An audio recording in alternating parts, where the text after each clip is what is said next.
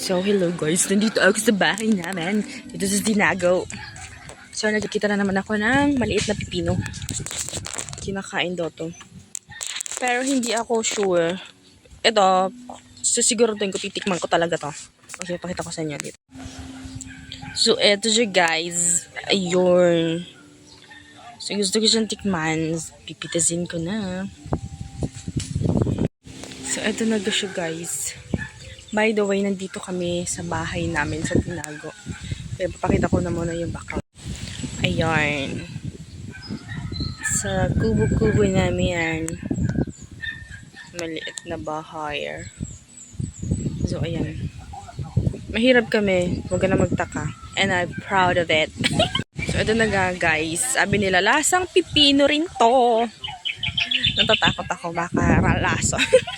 Pero marami ako nakikita sa TikTok and sa YouTube na kinakain ito. Linalagyan nila ng suka. Parang pipino rin. Suka, asin. Tapos, paminta. So, ito. Nung bata ako, natikman ko na rin to. Pero ngayon, wala naman siya effect sa health ko. So, sabi nila malito to na pipino. So, layas na pipino.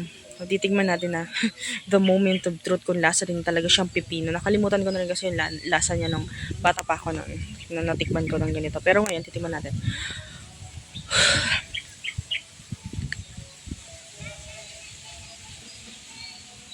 Yes.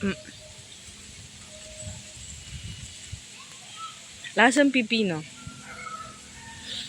Dudura ako, wait lang. Lasang pipino pero ayoko nang ulitin. Diba? So, yun lang. Bye-bye!